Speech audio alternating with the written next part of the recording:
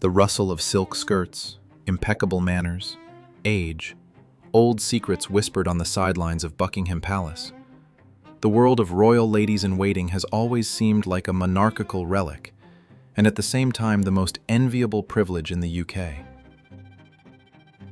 The late Queen Elizabeth II had a permanent staff of 9 loyal ladies-in-waiting. These women didn't just flash in the background of official photographs. They were her shadow, her shield from the prying public, and her closest friends. They took turns on round-the-clock duty, accompanied the monarch at large-scale receptions, sorted through bags of letters from subjects, and knew exactly where the family diamonds should be. But what is happening in the kingdom today? Have these positions remained at the court of modern icons of the British monarchy? Kate, Princess of Wales, and Queen Camilla?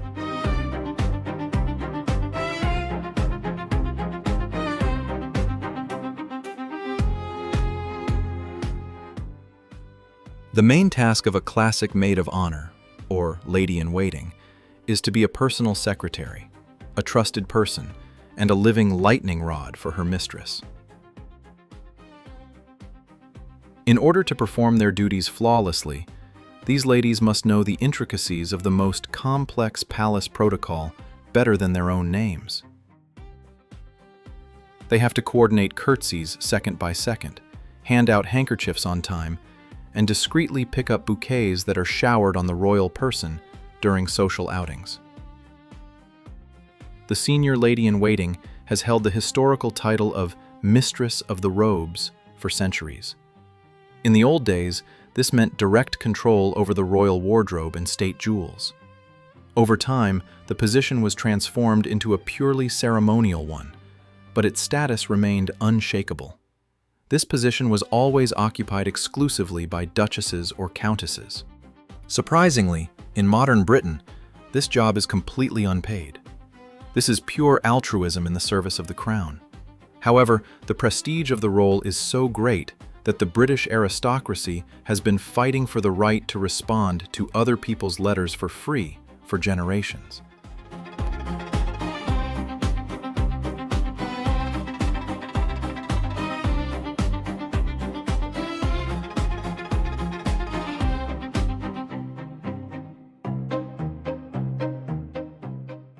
When Camilla was the Duchess of Cornwall, her loyal circle consisted of only 3 unofficial assistants.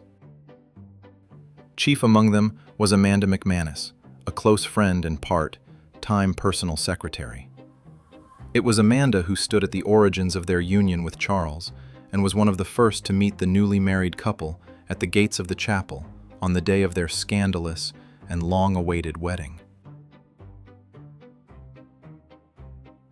The second assistant is Camilla's own sister, Sonia Annabel Elliott, a professional interior designer who has helped to equip the estates of the Duchy of Cornwall for years. However, having ascended the throne as queen consort, Camilla decided on a real palace revolution. The official representative of the palace shocked the press with a statement. The queen completely abandons the institution of classical ladies-in-waiting. The post, which has been proven for centuries, was abolished in order to modernize the monarchy. Instead of ladies-in-waiting, Camilla now has 6 queen's companions. The list of these women is authoritative. Sarah Troughton, Jane von Westenholz, Fiona, Marchioness of Lansdowne, also an interior designer, Lady Catherine Brooke, Baroness Carlin Chisholm, an active politician and an unaffiliated peer in the House of Lords, as well as the Queen's longtime friend, Lady Sarah Keswick. The main difference of the new system? The burden on these ladies has been significantly reduced. Their duties have become less formal, and, most revolutionary of all, they now receive an official salary for their work that covers their expenses.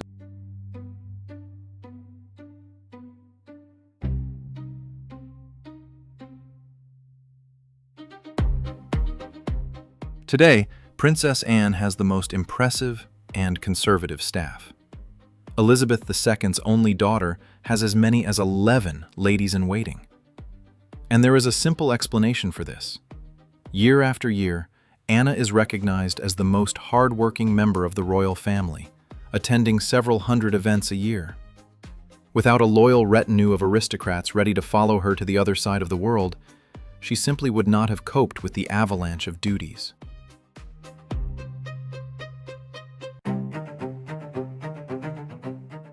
But the younger generation of Windsors looks at traditions differently.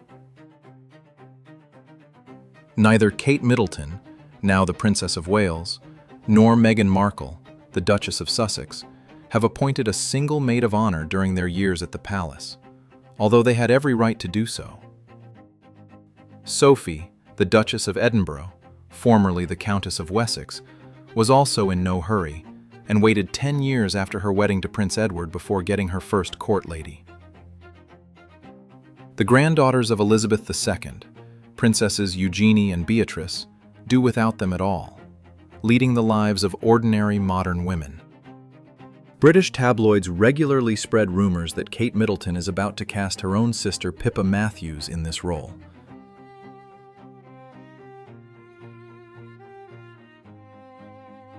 However, insiders are shaking their heads. It's unlikely. Pippa is a busy mother of 3 children and the wife of a billionaire, and she hardly has time to be on duty around the clock at official receptions, holding her sister's spare shoes in her hands. There is often confusion among the townsfolk. Are all these countesses and baronesses under the Queen just elite servants and maids with high-profile titles? Could the same person serve the Queen morning tea and accompany her to a meeting with the presidents? The answer is categorically no. Maids of honor and maids of honor are 2 completely different castes with rigidly separated functions that have never intersected. Historically, the lady's maid is the pinnacle of a career for commoner servants. It was highly skilled, hard, and extremely intimate work.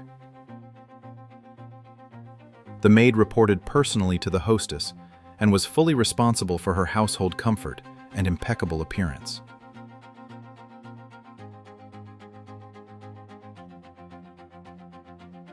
Her duties included to help the hostess take a bath and dress.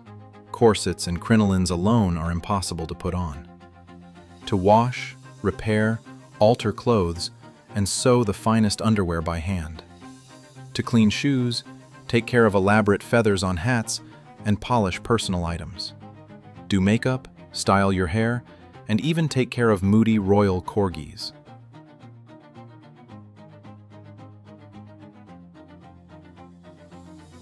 Such servants woke up at dawn, long before the mistress, to make a fire and prepare a dress, and went to bed after midnight. She didn't actually have any free time, except for a few hours to go to church.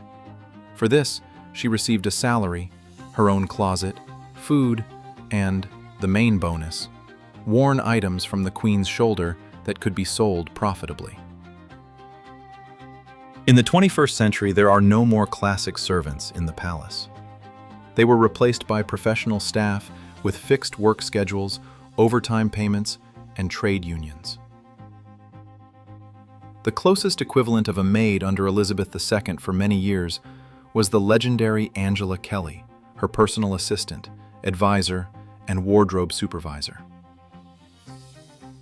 Angela, the daughter of a simple Liverpool docker, became the Queen's main stylist, creating her unique, vibrant style. But even Kelly was solely concerned with the concept of clothing, not the Queen's personal hygiene. Her Majesty always had a personal, professional hairdresser for hairstyles.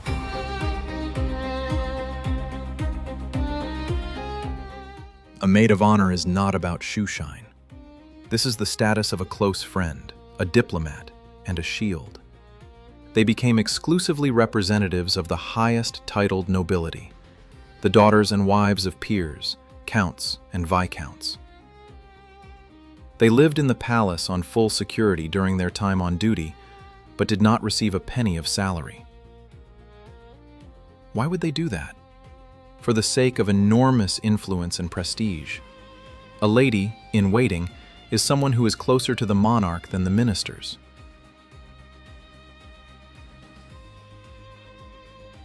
The ladies-in-waiting had a strict public role. They officially accompanied the Queen at all events, creating a majestic backdrop. They accepted tons of flowers and gifts from the crowd as the Queen walked along the barriers. They conducted delicate correspondence, politely rejecting annoying petitioners or responding to letters of support. They were the psychological support, the ones with whom the Queen could take off her crown, drink tea, and gossip off the record. Many of these ladies have demonstrated phenomenal loyalty. Some of Elizabeth II's ladies-in-waiting have served her faithfully since her coronation in 1952. For example, Lady Susan Hussey, the godmother of Prince William, spent more than 60 years with the Queen.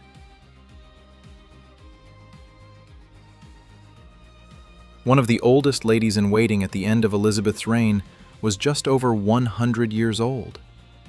These women have become living monuments of a bygone era, when loyalty to the crown was valued above any money.